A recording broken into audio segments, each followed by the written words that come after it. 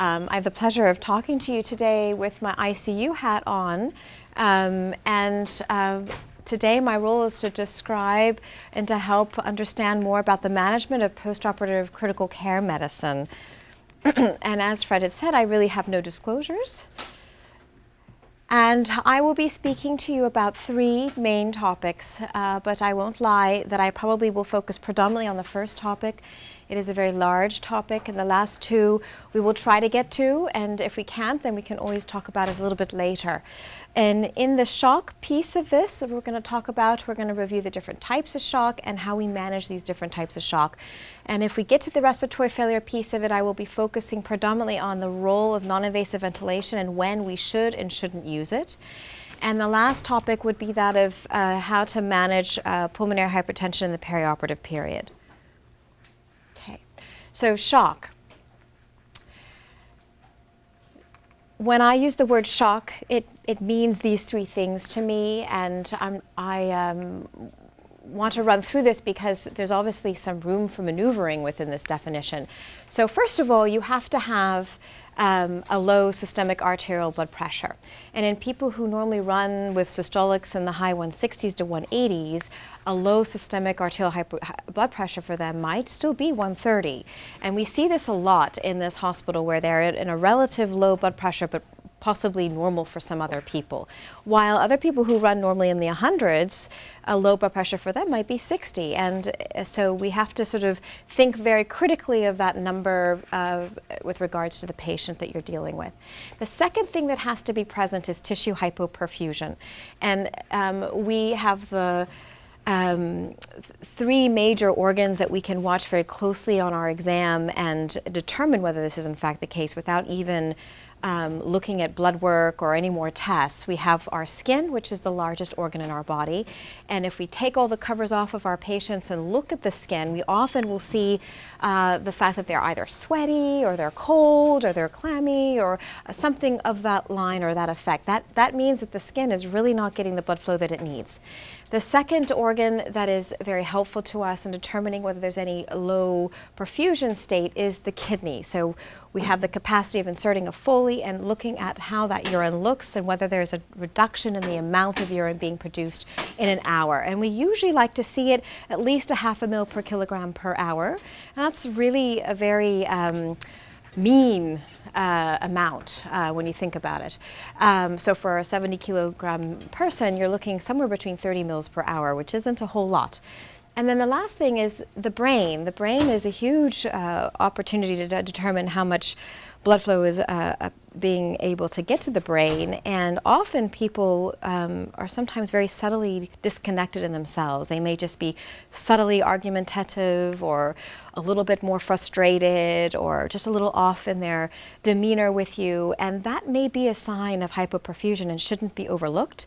While the more extreme pieces of this is that if they're obtunded, of course they have no blood flow to their brain and they're not able to perfuse and think clearly. But there is a nice realm there, and we have to not forget that sometimes the subtle pieces of brain function are as equally powerful in determining whether the brain is being perfused.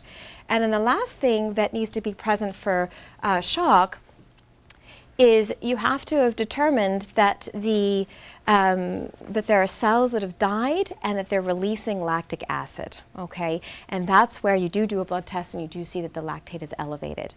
So these are the important components of shock. There are 4 different types of shock. And when I first put this presentation together, I had many, many slides on the different types, and this could go on and on. So what I attempted to do today is I've basically clustered 3 of the 4 together on one slide, and the reason is that they share some attributes together and we think about them in the same sort of vein. So the first 3 are hypovolemia, which is the most common that we see in this hospital but is not the most common of shock. In fact, distributive shock, which is on the next slide, is the most common, but we don't see it as often as we see hypovolemia, so I thought I'd start here. And it is, of course, due to the fact that we've lost volume in some way, either internally or externally. They've been in the operating room, they've had a high amount of insensible loss given the exposure of their body to a cool and dry environment, and the surgeons have obviously been working in joint spaces that can lose a lot of blood volume. The second is cardiogenic, and this would probably be the second most common form of shock in all comers. And we see a lot of it here still because we take care of patients who come to us with pre-existing cardiac disease. And the most common is really a myocardial infarction, some form of myocardial infarction event, but you can have a dilated cardiomyopathy that can occur and result in shock. You can have a sudden rupture of a valve after a myocardial infarction or a worsening of valve function in a pre-existing patient. Myocarditis is a little bit less common obviously here in this hospital, but it is a form of shock and can result in shock, just like our arrhythmias can also result in shock, and that is actually probably a very common finding that we have in our patients, these arrhythmias that result in poor cardiac output.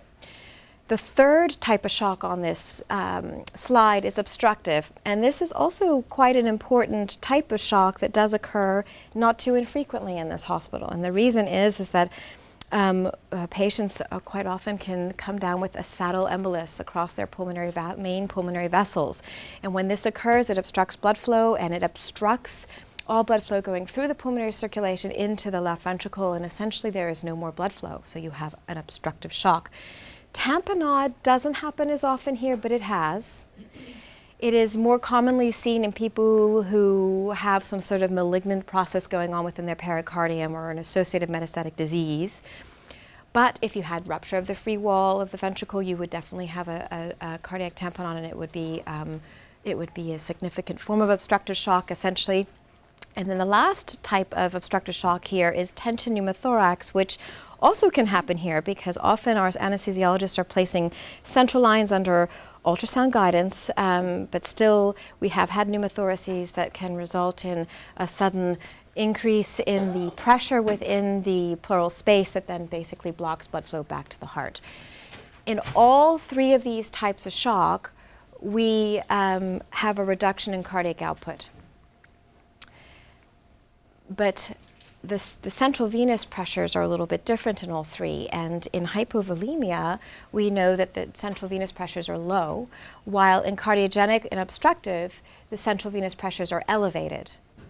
And they're elevated in cardiogenic and obstructive because, as just recently explained, the blood flow is being obstructed and they can't get back to the left ventricle, and so all this back pressure occurs and it raises the distension of the venous pressures. While if you're truly just without blood volume, then your CVP will be low. And so that is the main distinguishing factor between all three. While all of them have a reduction in cardiac output, all of them therefore cannot carry oxygen effectively through the body. And thus, if we were to measure the oxygen in the right ventricle on its return from the body, the oxygen in the blood would actually be quite low as well.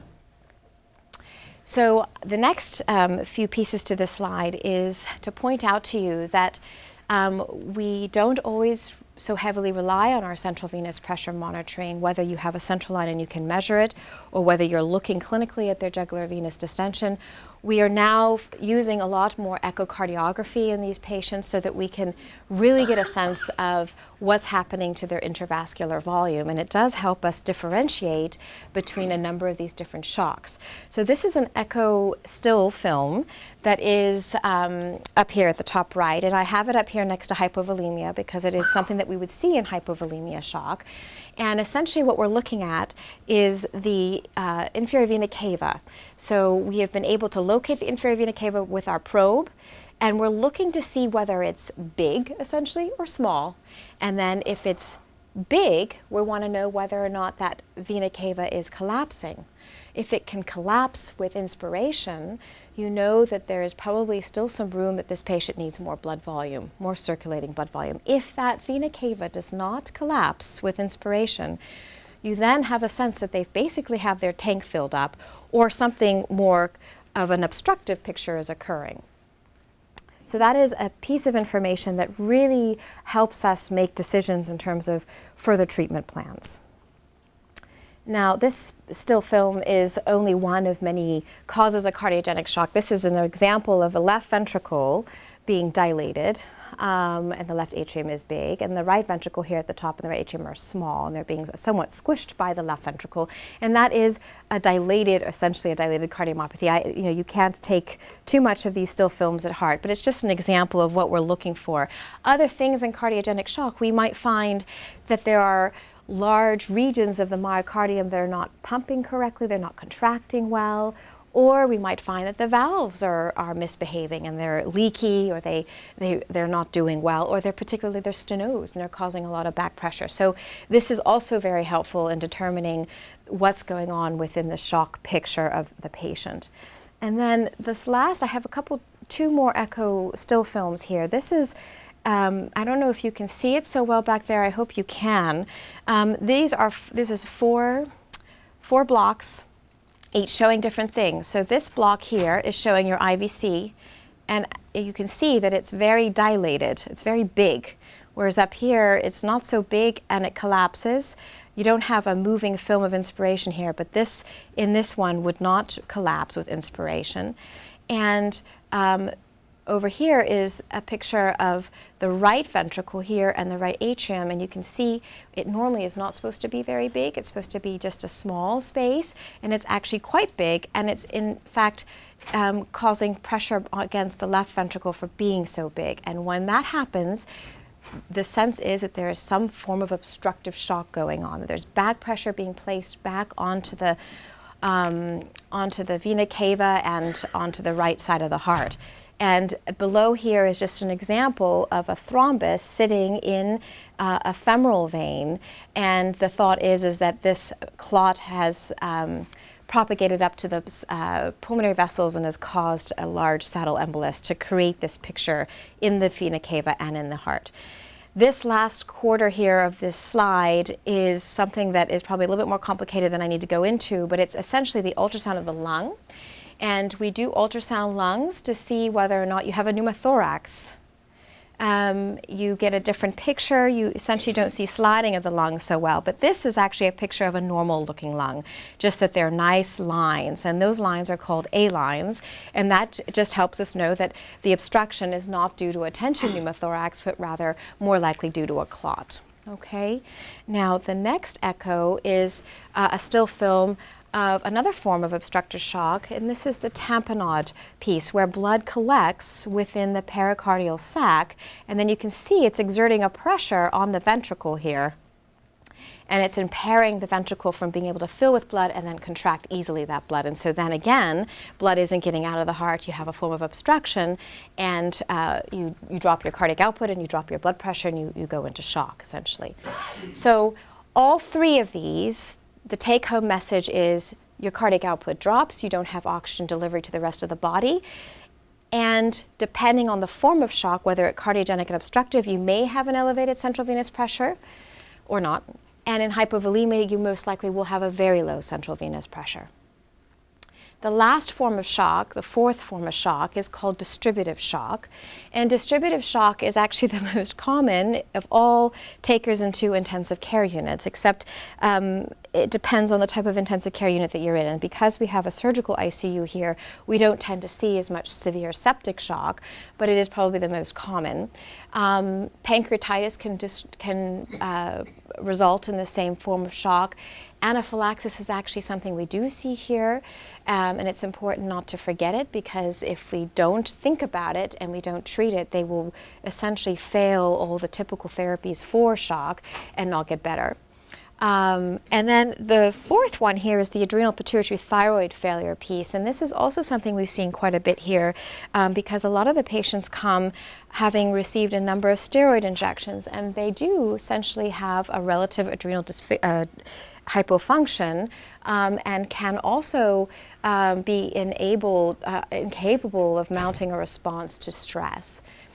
The other area that we see adrenal dysfunction and resulting in a distributive shock is where the anesthesiologist uses etomidate as a general anesthetic for rapid sequence induction, and it has been shown that people become resistant to their access, and they're not able to still mount a response. And so it's very important to pay attention to the use of etomidate when used under general anesthesia, and they end up coming out with shock. And the last one is autonomic dysregulation, and I'm using this word because it's vague, and it means that the sympathetic and parasympathetic system is essentially not working. And in this form of shock, patients really aren't going to respond to anything that you do. And it is a big red flag. If you find that you're maxed out on most things and you can't manage to pull them out of it, then it's very possible that they've developed autonomic dysregulation. And it is not something we haven't seen here. We do have spine surgeries that involve the thoracic spinal cord and can result in this. And so it's something to think about when you're dealing with somebody with severe shock. So this is this animation here is just to point out to you that distributive shock is really to do with the periphery. It's about dilatation of all the capacitant vessels. It has nothing to do with the myocardium per se, unless you're talking about some of the various different types of distributive shock. But essentially the periphery of the blood vessel bed is not able to vasoconstrict. And if we were to look at these patients under echocardiography, we would see the same thing as in hypovolemia. We would look at the IVC, and we could see that the IVC basically is collapsible on inspiration. We also, if we were to image the myocardium, we may find that the myocardium is hypercontractile, so very vigorous, or it might just be normal. There might be nothing wrong with it. Or, especially in septic shock, you will have global reduction in myocardial function. And in the same vein, you would probably see the same thing with anaphylaxis. You might see a reduction in the myocardial function, and in autonomic dysregulation, you might see patchy areas of normal function and not normal function, not keeping in line with the typical regional areas of a myocardial area that you would expect to be perfused correctly. So what I'm saying is, if you had an inferior wall MI, you would expect the inferior wall to be down on the echocardiogram. You wouldn't see it contracting as well. While in autonomic dysregulation, you may not have those discrete areas of malfunction. You might have them a little bit more patchy and less consistent. But essentially, just the take-home message for this type of shock is that this is a peripheral defect, that you tend to have either a normal high or low cardiac output.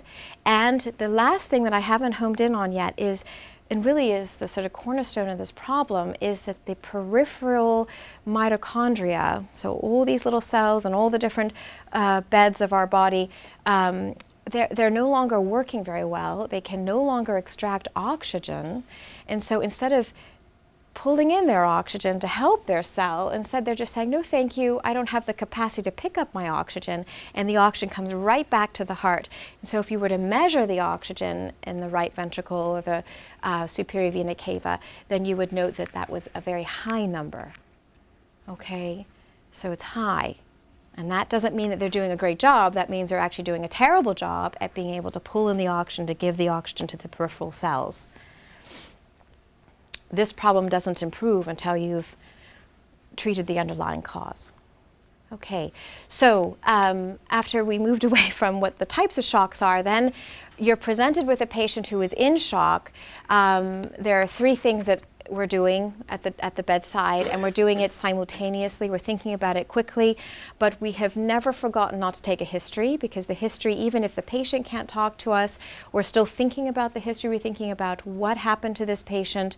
Did they have surgery? If there was surgery, what type of surgery? Was it a hip where you're going to have a high blood loss? Is it a knee where the tourniquet failed and they did have a big blood loss? Is it a long case where there was a lot of insensible loss through the case? Was there any difficulty with the surgery? Was there any lysis of blood vessels, etc.? So you're really wanting to flip through that chart and look quickly to see whether or not any of these things happened. You also want to know whether etomidate was given or what kind of fluid resuscitation was given in the surgery, because some of those pieces will change management. And then the exam. Often the patient is irritable, can't talk to you, but you can look at their skin and know immediately, are they sweaty, are they cold, are they clammy, are they mottled like this knee that I have up here? Big signs that there's something really wrong. So they could be just sort of irritated and then have this mottling. You'd be concerned. It would be, okay, we really need to think about this quickly and get on with treatment. The other basic parameters of the exam, you're looking to see, are they in an arrhythmia? Do they have low blood pressure? Is their pulse pressure a problem? So I'm going to talk about that in a minute, but that's a really important clue on a clinical exam to determine how much fluid one needs to give somebody. Are they somebody who has a lot of anasarca, a lot of swelling of their lower legs, and you think, gosh, why do they have a low blood pressure? They have all this fluid in their legs. Well, it may be a real trick for you. I mean, the swelling in the legs may be just an example of somebody being malnourished and has nothing to do with whether or not they really are body fluid overloaded and they really do have shock and are not you know, in a different form of a problem. And then testing is happening at the bedside. And I put only an ECG up here because I really want everybody to know that an ECG probably is the most helpful test that we can do at the bedside. It can tell you pre-existing disease. Do they have left ventricular hypertrophy? Are they going to be diastolic preload dependent? Do they have bad emphysema? Are they showing signs of right-sided chronic lung disease? Are they having an MI? This is an ECG of an inferior wall MI. And you know, that would be a quick and a very important factor to think about. And are they having any arrhythmias? Is there complete heart block going on? Is that really the reason? So many of the different types of shock will be very easily and quickly elucidated by just doing a plain 12-lead ECG. The other tests are important. Chest X-ray to rule out pneumothorax, big aspiration pneumonia, big heart. You know, you might see a big heart or you know, big pulmonary artery vessels or encephalization. All very important clues. They can happen pretty quickly. The echo, we now have this wonderful device in the ICU that we can do very quickly at the bedside. We now are doing IVC rounds in the morning to determine fluid status and make very quick judgment calls on what we should do first thing in the morning for fluid shifts. And it's very, very helpful in the setting of an acute shock picture. If you're pericardiac arrest, you want to know what that heart looks like. And you know, I'm not an echocardiographer at all in any way, but little pieces of information go a long way and are very helpful in putting together the puzzle. Labs, they're usually sent off while you're taking care of the patient, but you are looking to see whether their hemoglobin is okay. You're looking to see, do they have an elevated white count? You want to know whether the troponins are elevated. You want to know what the creatinine is and was it higher than what it was prior to their surgery. You want to know what their lactic acid is. So there's a lot of little pieces that you're setting off very quickly, but you may not know the results of while you're trying to take care of your patient quickly.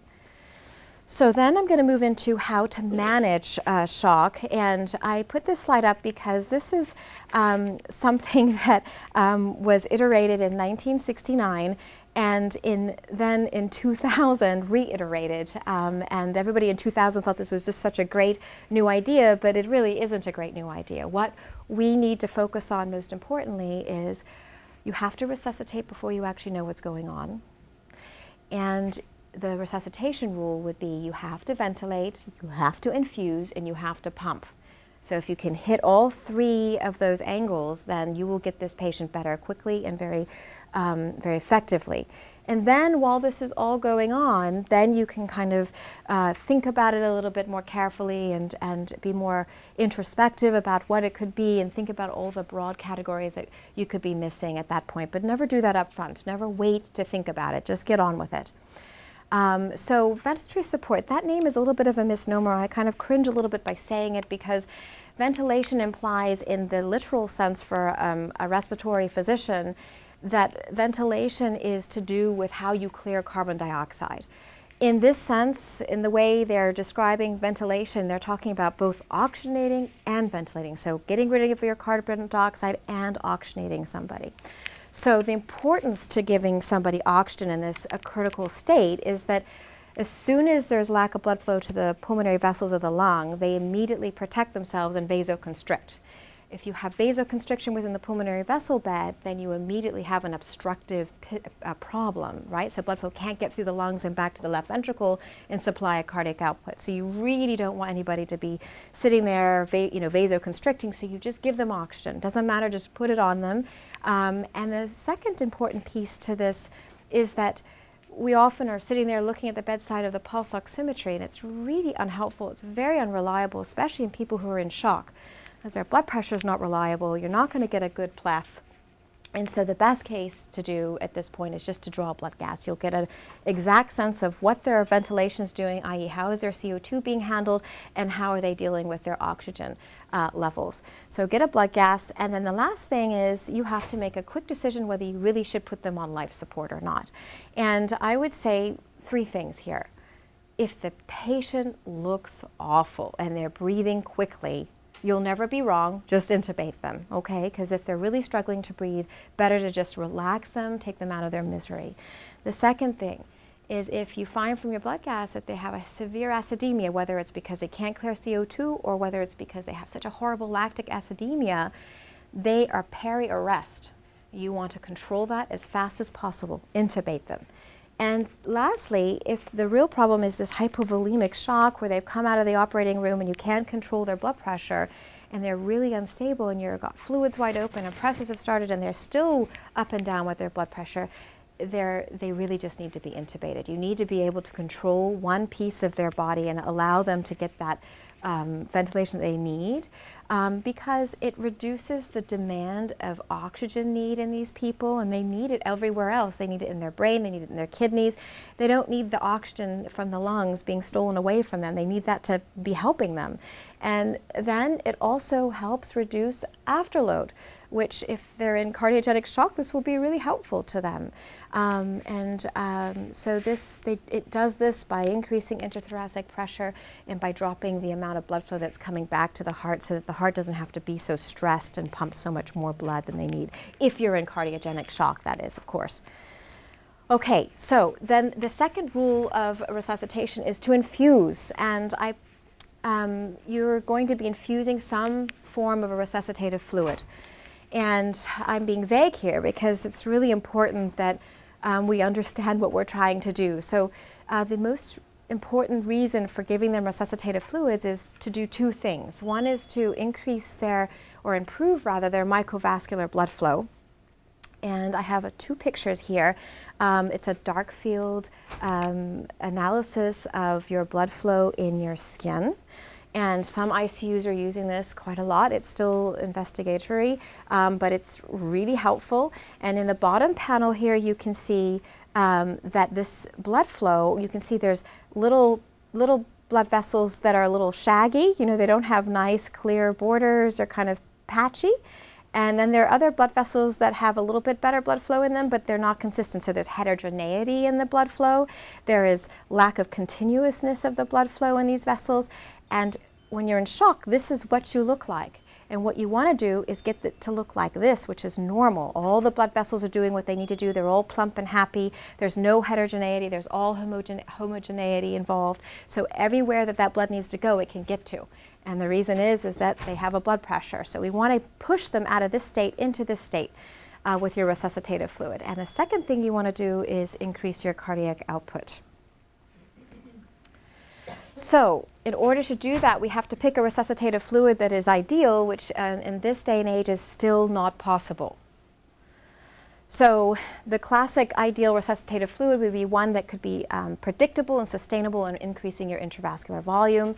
It's one that has equivalent chemical composition to your extracellular fluid, and that it basically gets metabolized and excreted without any accumulation in your tissues, and that there are no adverse effects associated with it, and it's cheap, of course. So we don't really quite have anything like this. We also have another problem. And before I came here, I really didn't think about this in great detail, but it actually, with regards to just postoperative patients, this is very common in septic shock patients, but it also happens in anybody who's undergone trauma or surgery or has pancreatitis or some sort of anaphylactic problem. Essentially, it's just something that happens to anybody who's in shock, okay? And the problem is that in our normal blood vessel, we have this beautiful little shaggy, hairy thing. And all these are little proteins, and it's a glycocalyx of different glycoproteins. And it is sitting on the top bit of the endothelial cell. And essentially, it says to all the plasma proteins in the blood vessel, you stay inside, please. Stay inside. And if it does that, it means that it can keep all its blood flow inside the blood vessel. It still has the capacity to let blood through the endothelial cell. And if that does happen, then our lymph glands come out and say, oh, we'll just pop it back into the blood vessel, okay? But in somebody who's been under a lot of stress, whatever that stress may be, surgery happened, this happens to people who have had surgery, this little glycocalyx layer of proteins disappears, becomes leaky and patchy, and all of a sudden all these little plasma proteins fall into the interstitium, and then blood flow goes with it, and that becomes more of an osmotic gradient, whereas this is more of an oncotic gradient. And so the trick really is that the resuscitation has to be a fluid that basically overcomes this problem, which basically doesn't exist. So there has been a fury of papers, and the whole world of intensivists have been looking at this for the last decade. It's been hot and heavy for the last 10 years. And the hot and heavy discussion is, well, could we give colloids, which have high oncotic pressure and are more likely to keep the solutes within the blood vessel, or should we give crystalloids who have more of an osmotic gradient and like to fall out of the blood vessel more easily, but are really cheap? And of course, colloids, the story behind colloids is that they have a tendency to cause harm to the kidneys, and there's this thought that perhaps this would increase mortality. And so everybody has not been sure what to make of these two types of resuscitative fluids. And so the Australians were the first out of the races, and this is a terrible slide for you guys, but I will walk you through it. The Australians up here with the New Zealanders were very lucky. They have the capacity to give everybody albumin. It's free on their health service. So they did this study of 7,000 people, all comers, didn't matter whether you were from a surgical ICU, medical ICU, trauma, whatever it was. They looked at everybody and compared people who got albumin versus normal saline, and they found that there really was no difference in mortality if you used albumin or normal saline, except in their subgroup analysis, maybe traumatic brain injury people did worse with albumin. And so it was thought, okay, at least in the United States and all of Europe, since albumin is so expensive and has an infectious risk, we're safe to go with normal saline. So then the Germans said, oh ho ho, I think we should look at pentastarch, which is something that, of course, our anesthesiologists give a lot of, and these Hess starches as well. These are colloids. And they said, well, why don't we look at something that we can actually afford to give and see whether we're doing any harm? And they compared it to lactated ringers, and they had a pretty sizable study of 537 patients. And it was noted in 2008 that they actually, all the people who got the colloids had an increase in acute renal failure and death. So this was a big alarming study, and people really have been trying to move away from colloids given this study.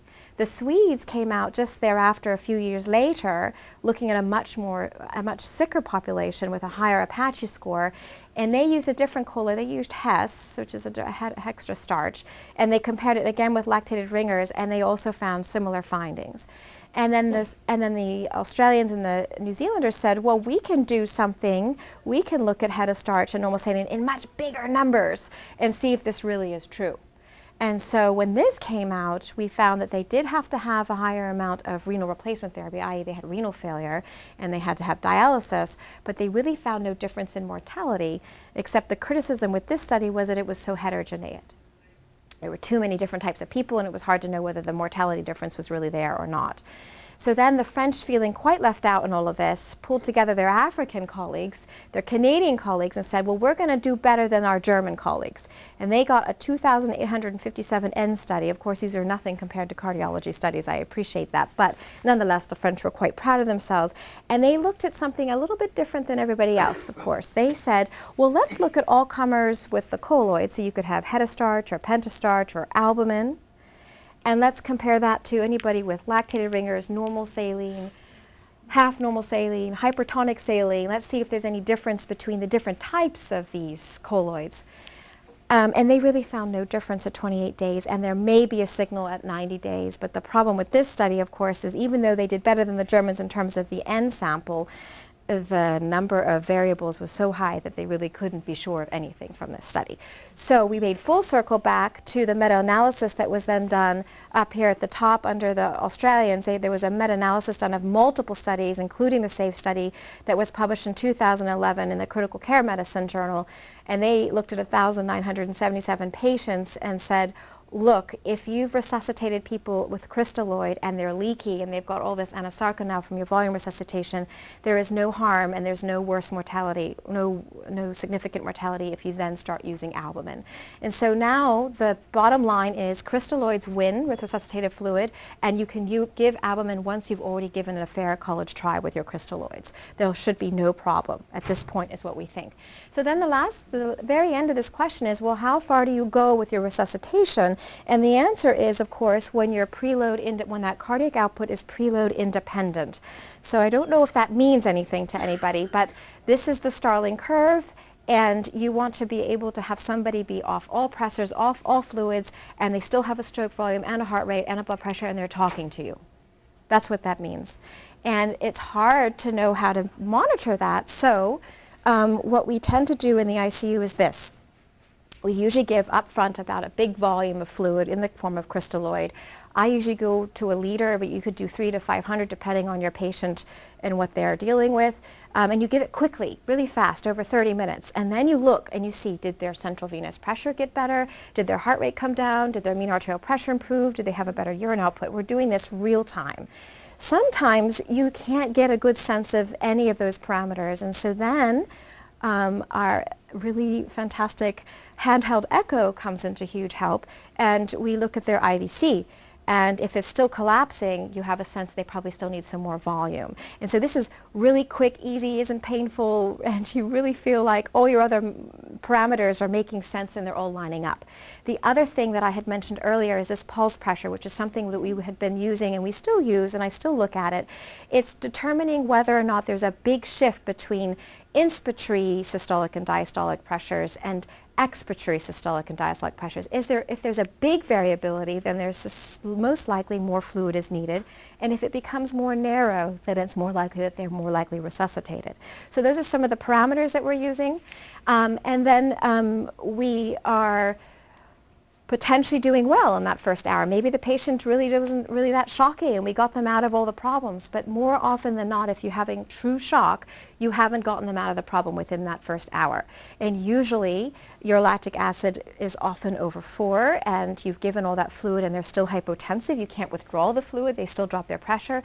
And what your next goal is to, within the first 6 hours of shock, which is what we all try to do, is we try to get the CVP to be somewhere between 8 and 12 and to hold this map somewhere about 65 and to keep the urine output somewhere at this range, 0.5 mil, and to make sure that the O2 delivery from the cardiac output around the body is coming back and is sufficient for that body, which we tend to say around 65%.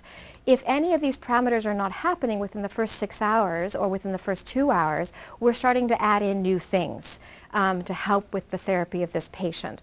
And before I go any further, this data is predominantly being pulled out of a Sentinel paper from this character Rivers, and it showed in septic shock that if you can obtain this, then you will reduce your 28-day mortality by 15.9%. So if the MAP is not getting up to 65 within that first hour, I would say to all of you, get the Pressors started. I'm not going to talk about Pressors just yet because I need to talk a little bit about something else in a minute, but that would be the next thing that would be simultaneously occurring while you're dealing with the shock and you're throwing in fluids wide open. The next thing I need to talk to you about is, why have I not mentioned anything about blood transfusion yet? And so there's a reason for that, and blood is really important. As you can see from this equation, the O2 delivery equation is essentially a product of cardiac output times the concentration of arterial oxygen, which that is essentially an equation of how saturated your blood is, how high your hemoglobin is, times a factor of 1.34. And it is a big component of this equation. And so you would think that we would want to also be giving blood all at the same time. And the reason why we have been shying away from it, not that we don't do it, but we do shy away from it because of a couple of papers that have come out in the late 90s. The first one being Hébert, who's a Frenchman, and he came out with this TRICC trial, and the reason is that he was thinking, why are all these ICU patients getting blood transfusions? Do we really need to do this, or is it making our mortality rate higher? And so when he looked to see whether if you restricted blood transfusions to a hemoglobin of 7 versus if you were liberal to a hemoglobin of 10, was there any change in mortality? And here the p-value was not significant, it's at p.10. But if you looked at the patients who had less severity of illness, so an Apache score of less than 20, then if you were restricting blood flow, blood transfusions to only hemoglobin of 7, you actually had improved mortality, improved survival rather, and if you were more liberal, always transfusing for hemoglobin of 10, they actually did worse. And it held true for people who were younger than 55. So young, healthier, sick people do better with less blood. So that's strange.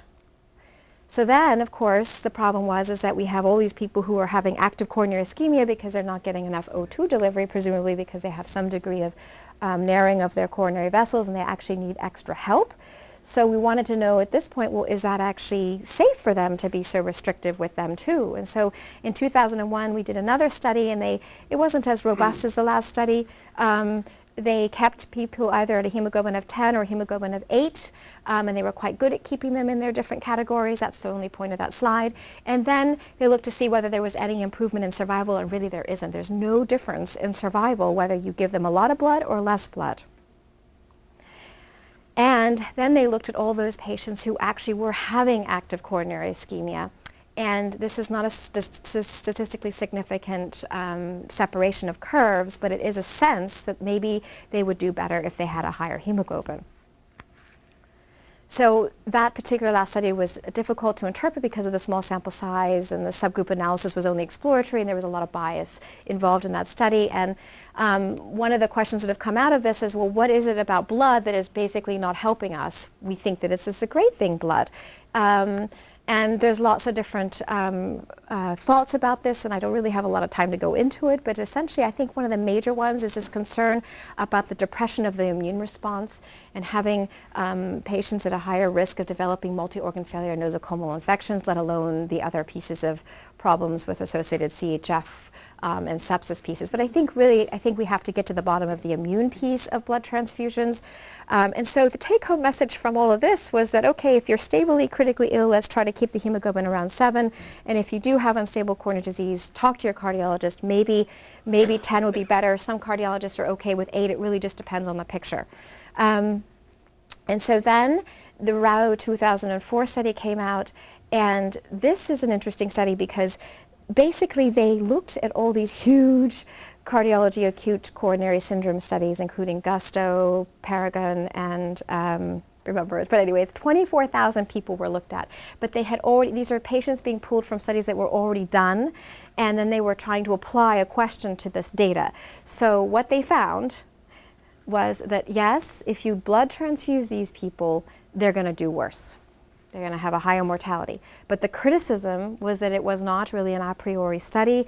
They really just pulled a lot of data and tried to make a fast decision with it. So I don't know whether we can really pull away any really meaningful data from this particular study, but it does support that there is some signal associated with blood transfusions that maybe isn't such a hot idea. So then our surgeons, our cardiac surgeons, were really helpful in this. I think this was quite a helpful study, although it's not perfect. It was published in 2010 in the JAMA. The 500 patients were enrolled, 250 in each group. And they said, okay, we're going to put them all through cardiac surgery. Let's have a group that only gets blood if their hemoglobin is 7 versus if it's 10. And they found that there was no statistically significant difference in the restrictive or the liberal strategy in terms of outcome and mortality. But if they then did a subgroup analysis, of course, they found that if we gave patients more than 5 units of blood, they did really badly. They died. Now, whether they're dying because there's some other problem going on, but essentially it suggests that they do worse. So this is an important study. And then, of course, a very relevant study to us is that we have our orthopedic colleagues who did this study looking at whether or not they want to give blood. They like giving blood. They feel like, gosh, it must mean that they can walk faster, get home faster, do better faster. They're going to do really well. Let's see if this is really true. And they took 2,000 patients, transfused them either to a hemoglobin of 8 or 10. They also didn't take anybody with acute coronary syndrome because they're going through elective surgery, of course, but they did not exclude anybody with coronary disease. Baseline stable coronary disease, and they found absolutely no difference between hemoglobin of 8 and hemoglobin of 10. So think twice before we give blood. So I think my next statement here is really, when are you supposed to give blood? And my recommendation, this is my recommendation, everyone will have a difference of opinion.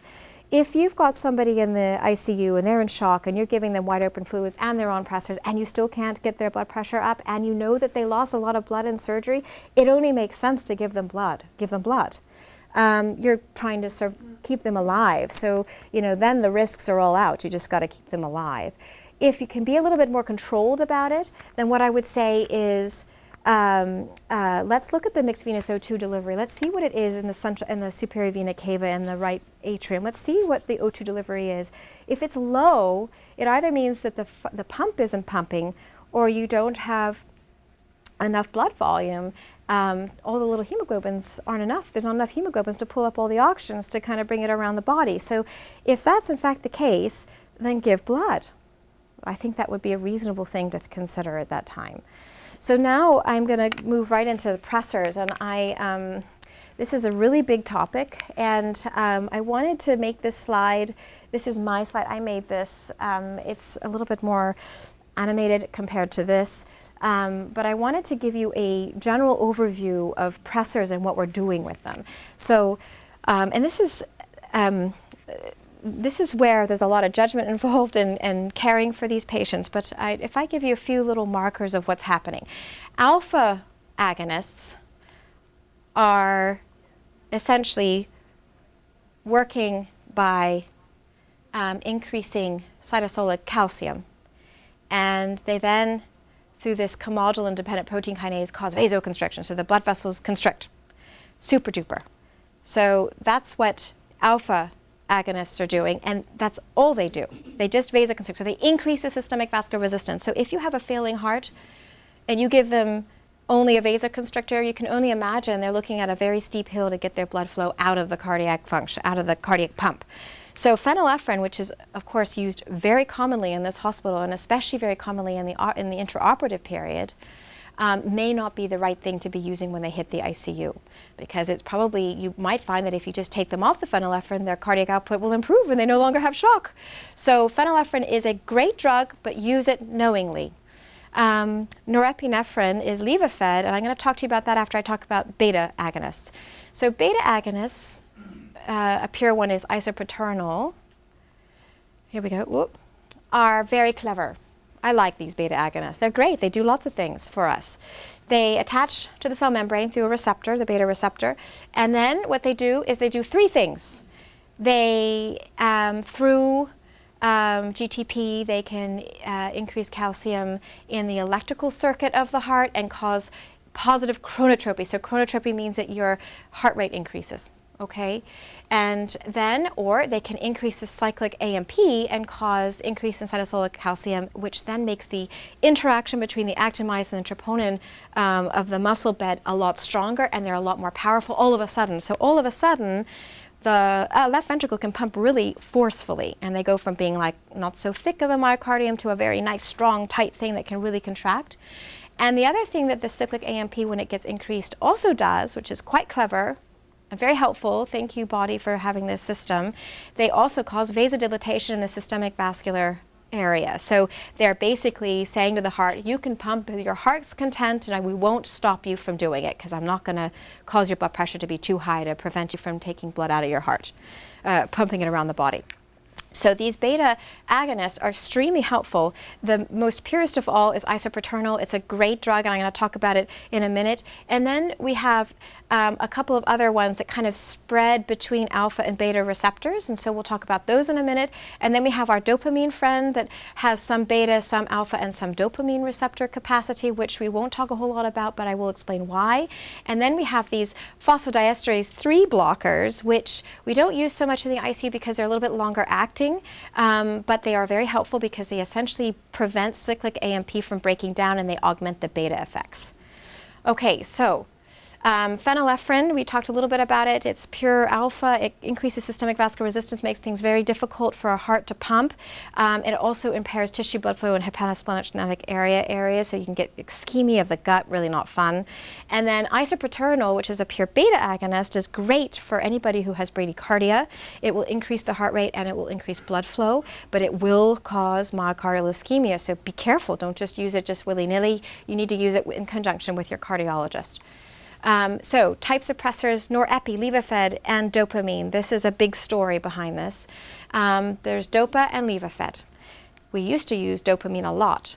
We now use Levophed all the time, and we no longer use dopamine so frequently. In fact, it's almost embarrassing if you have it on, it has been thought. So essentially the reason is norepinephrine has mainly alpha effects, modest amount of beta effects, and you titrate it between 0.1 and 2 mics per kg per minute. The dopamine at low dosages are beta effects, high doses are alpha effects, and then at low doses, very low doses, you have dopamine effects. It does dilate the renal bed and the hepatosplenic areas, but it has this undesired effect of immunosuppression. And when they did head-to-head trials to look if dopamine and Levophed were any better from each other, they found that there really was no difference in the overall study of survival, although there was this thought that maybe dopamine wasn't doing so well. The p-value was 0.07, so maybe the study just wasn't big enough. But then when they looked to see different types of shock to see which drug would do better, it looked like norepi was doing better all round. And then when they did a subgroup analysis, they found that in those people who were getting dopamine, they had a higher incidence of their arrhythmias, which then led to a higher incidence of their death if you did the subgroup analysis. So by far, this isn't a perfect study, but it's a signal to say perhaps dopamine is not such a hot idea anymore. And so then, after many meta-analyses have been performed, it has been decided that we really shouldn't use this drug.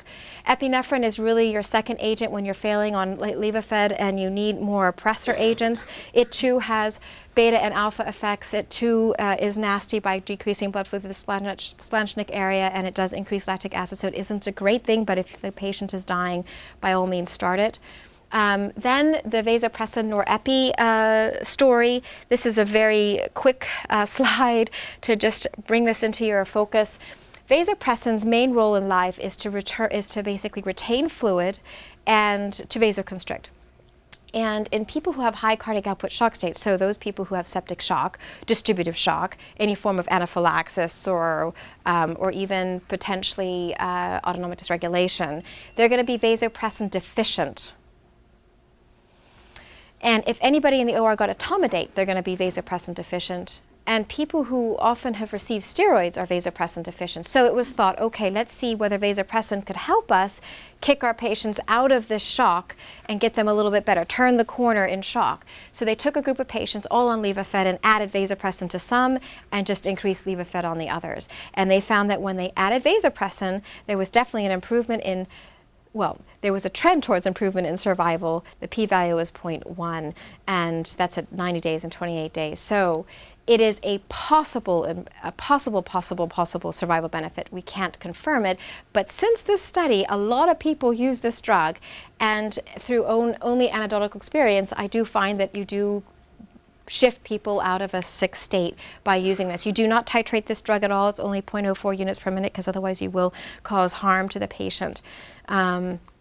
Okay, so now the next problem is we have tried to resuscitate this patient. We've given them resuscitative fluid. We've tried to optimize their arterial oxygen content, and yet their mixed venous O2 set's still low, and we still haven't managed to basically improve their cardiac output. There is still one more thing we can do, and that is dobutamine. So dobutamine has beta action. It is less likely to be so tachyarrhythmic like isoproterenol. You don't usually need a lot of it, just a few mics. I never go up as high as 20. If you are, just stop it. You obviously went in the wrong direction. You may notice that your blood pressure goes up or goes down, and it also improves this microcirculation too, which is another added benefit. And often this will improve your mixed venous O2 sat, and patients tend to then finally settle, and you can rest them. So I put this slide in here quickly only because this is relatively a new study that came out. I don't know what everybody thinks about it in the room. It was done in 2012, published in the New England Journal of Medicine. We often have patients who have cardiogenic shock and think, oh gosh, you know, if only we could place this intra-aortic balloon counterpulsation and really reduce their left ventricular afterload, we might buy time before they need their surgery. And of course, we don't do this here. So of course, it's always a big question as to whether we should move them. And the recent randomized controlled trial really didn't support the use of this.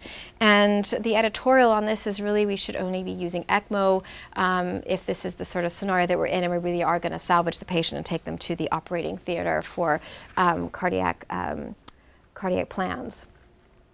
Okay, so I did allude to this. The goal is, of course, to solve everything within 6 hours, which I can tell you doesn't happen. And it doesn't happen because we're not quick to resuscitate, simultaneously use pressors, consider the blood issue, consider cardiac output function. But if we did, we know that we would improve mortality. And there is a lot of controversy among everybody that there were a lot of variables involved in this early goal-directed therapy, and it was only looking at severe septic shock, so we are in some ways extrapolating the data a little bit, but there are doing ongoing 3 randomized controlled trials to confirm or dispute this particular plan. I also put this slide in because we do see septic shock too, even though we're in a surgical hospital, and if you have shock, you won't know whether it's septic shock or not until days later, right? So you can't presume it isn't until you know. So you've just got to go ahead and send blood cultures. Usually you want to send those blood cultures quickly and get the antibiotics in them within 45 minutes. You tend to want to send blood cultures peripherally, and if you have a vascular access that's been in there for longer than 48 hours, you potentially want to get a blood culture from one of those vascular accesses, but if it's within 48 hours, don't worry about it. And then the question about invasive candidiasis, I have this little picture here of some candida, which I quite like, but essentially this doesn't really come into our field here unless they're really deconditioned, a diabetic who's been on TPN for a very long time and they have high risk factors for a fungemia. Then you would think about this. They usually are failing and not improving, but it's only a caveat. You're not to worry so much about that. Our ID colleagues can help us with that piece of it. And then the next 2 slides is about steroid use. Now there used to be this big decision to use steroids in shock, and it's still there. We still use steroids in shock because there's a role for it. But the initial studies that had come out were by this French group, and Anand was the lead author on this. And what they did is they decided, okay, let's decide whether any of these people actually need replacement steroid. And they did an ACTH stimulation test, and they tried to see whether or not patients actually responded to ACTH. And if they did respond, meaning they had an increase in their cortisol levels by more than 9 mics, then they were clearly doing okay. And if they didn't respond and they were still having a low blood pressure and they were on vasopressin, their vasopressin deficiency had been replaced for at least 60 minutes or a vasopressor, then maybe they do need steroids. So they looked to see what the difference was, and they found that in people who were non-responders, there was a significant shock reversal if you gave them steroids, and they also found that there was also a decreased mortality. So there was a huge rage, and we were all doing this, and it was all quite exciting because we felt like we could do something, and then the CORTICUS study came out. And a big poof in the air happened, and this is a very large European study, predominantly run by the Germans, not the French. And they took people that weren't as sick as the French. They had patients without sustained shock who didn't have the same degree of death risk, and they found absolutely no difference in mortality. And they didn't feel that the ACTH test really predicted a faster resolution of shock. And so we all sat around going, gosh, what are we going to do? And so then a number of systematic reviews came out, and it has been thought that if your hemodynamic stability is not achieved, then it is reasonable. Don't bother checking for cortisol deficiency. Just go ahead and give them steroids. And this has been taken directly out of the recent guidelines for surviving sepsis in 2012, which is, by the way, a huge document. like of 100 pages. So this is a summary slide of what we're actually doing when taking care of people with shock. We are initially life-saving them. That's the initial salvage therapy. You're doing things really quickly. You're not thinking a whole lot about the subtleties of the care. You're just trying to establish blood flow. And then you optimize, so you're trying to then come down off that, make that lactic acid disappear, support those organs. And then once everything's supported and you've been able to wean off your pressors, then you're trying to diurese them and pull off that interstitial edema that has occurred, because of course we can't seem to fix this leaky capillary problem that we all are dealing with in patients who have shock. I really don't have enough time to talk about the next two topics, but essentially it was a decision between whether we should do a mechanical intubation or non-invasive ventilation, and just a quick skinny on that is that if you have somebody who is in acute pulmonary edema, there is evidence to support an improvement, but not necessarily in mortality, because you don't know what the underlying cardiac cause of the pulmonary edema is. And also if you have very severe COPD, not somebody with mild COPD, but very severe COPD, you will do very well with using non-invasive ventilation.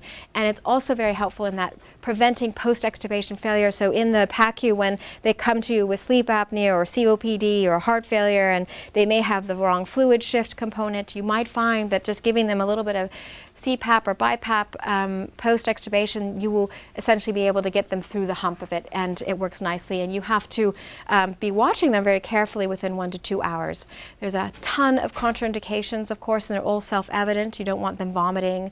You want to make sure their face looks okay. You don't want to give anything like that. These are just some studies to show why we do it for COPD, and there was clear benefit here favoring non-invasive ventilation. And then this is where you do not use it. So you do not use it in anybody who has a disease. It's going to take weeks to get better. We have somebody right now, I think, up in the unit. I don't know if they're still with us, but ARDS is a diagnosis that typically will take weeks to get better, and you can't have somebody survive with non-invasive ventilation where they can't eat or swallow. The skin will break down. You can't take care of their secretions. That is not what this is for. And pneumonia is often in the same category. And pneumonia takes a while to get better. It's not a quick fix pneumonia. You need to give the patient some time.